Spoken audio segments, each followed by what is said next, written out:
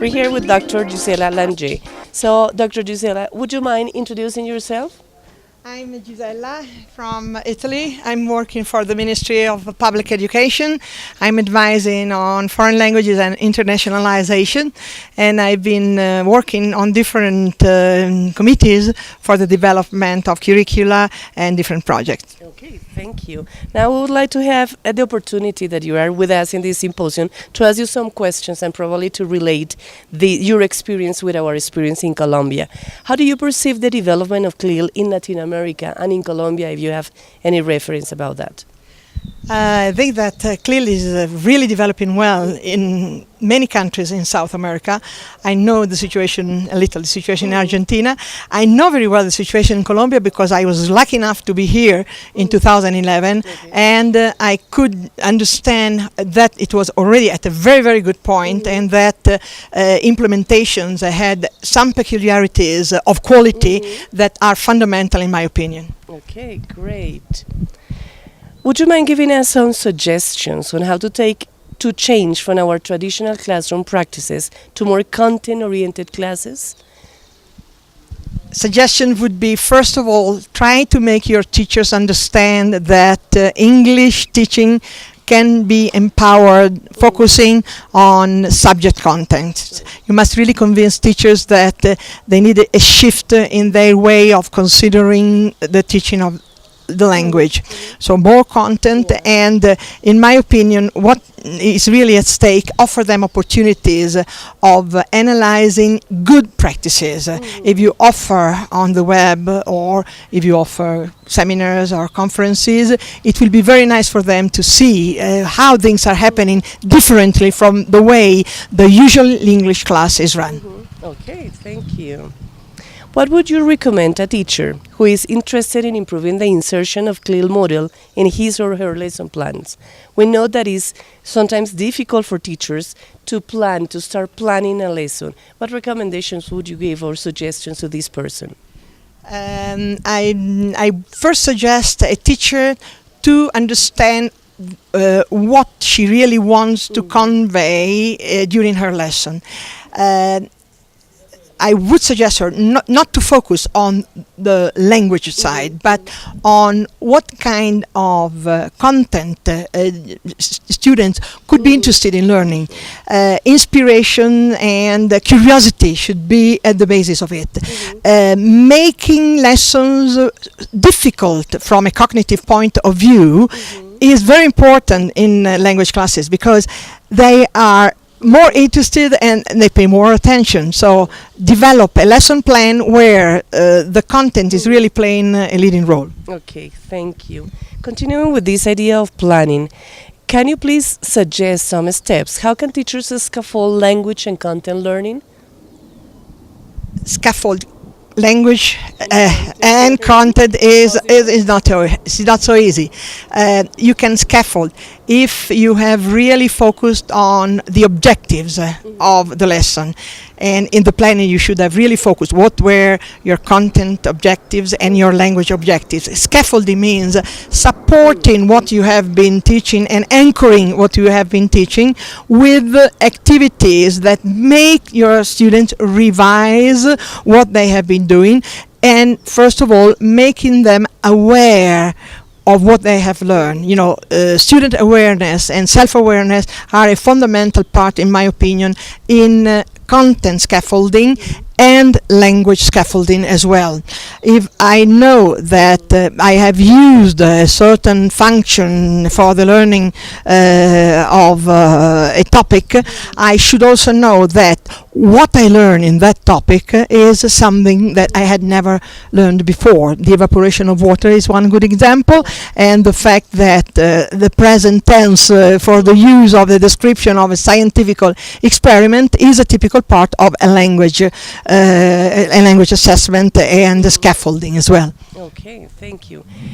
Some minutes ago we were in a great presentation that you just delivered to our audience, and you were talking about different possibilities that content CLIL can be related to. Any suggestions can you give us to continue researching on the area? So you were talking about collaborative learning, you were talking about autonomy, technology. Any, let's say, future of research in this area? Future research, in my opinion, would be investigating into classes. Investigating into classes that is going to see what's happening exactly in schools. This gives the university a very good opportunity to find a field work that is helpful.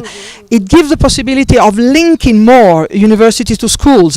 I'm not so keen about research is being done only at an academic, high level, getting into classes. Networking with other universities, in my opinion, is fundamental. It is, if there are other universities who have already investigated certain fields, get the research they have done and try to use that research for purposes of investigation in your country. That could be a way of having part of the framework ready, but then having the possibility of comparing the different results. Investigated into classroom could be how a teacher is developing CLIL classes, how a teacher, a subject teacher is eventually activating different strategies, how a teacher needs support, but you can have both sides, the teacher investigation and the student's investigation. And for example, if you investigate on student learning outcomes, it would be very, very positive to see also control classes where CLIL is not taught, what they are getting to, where they are leading. But in my opinion, future possibility of research will definitely focus on the use of new technologies in classes, new technologies in networking, as a way of keeping in touch and really working together. We are no longer thinking of an institution in a particular spot of the world. We are thinking of institutions really working anywhere. And having the opportunity of video conferences also for particular seminars. We can organize a seminar, a half-day seminar, Italy, Colombia. That could be very, very easy. It's not difficult at all. A seminar which can be an event for your schools, an event for you. And what is apart the new technologies, definitely the possibility of having subject teachers more protagonists of the CLIL framework. Yeah, thank you very much. Again, coming back to your presentation, I can see that Italy has a great experience, and as you were saying, still you are progressing and you are still working on that development. Do you think that Colombia may have a good possibility to join institutions in Italy, maybe to start working and helping and supporting education in Colombia? How can it be done? And it can be done, in my opinion, very easily. If you have a network of schools where you already have CLIL in a particular subject, primary school, in my opinion, will be perfect. I've been visiting your primary schools and I've seen incredibly good experiences in your primary schools of English language and bilingual schools, generally speaking. So it wouldn't be difficult to have a link between schools, but keep in mind universities should also be networking, because universities could share some knowledge, some practice, and some opportunities to really have what is a global network. Yeah. Dr. Giselle, just last question. During the presentations you were using or kind of highlighting some models regarding CLIL use. Can you give us like the 3 phrases or sentences, slogans that probably you can mention about CLIL that people will remember forever? 3 sentences is not so easy. One sentence is you cannot change education if you do not have motivated teachers. Okay. The first one was the one that you started your presentation today. Is that the one? That's the one. I don't know, because when I give presentation, I'm not so sure. So you really need to have teachers motivated, and you must support teachers as much as you can.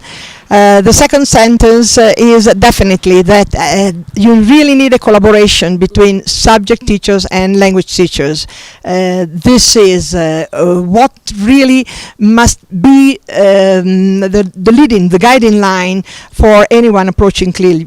I cannot be a CLIL teacher if I'm a simple subject teacher or a simple English language teacher. So collaboration between subject and trying to do your best in the planning, in the development of activities and so on. And the third message I would say, remember CLIL really a way of changing your lives. CLIL can change your lives, can change your school, can change your institution, and can change the way of considering education, generally speaking. Yeah, that's the one I want to listen to. Thank you, Dr. Gisella. We thank you for being with us, part of this CLIL symposium. Thank you very much. Thank you for inviting me.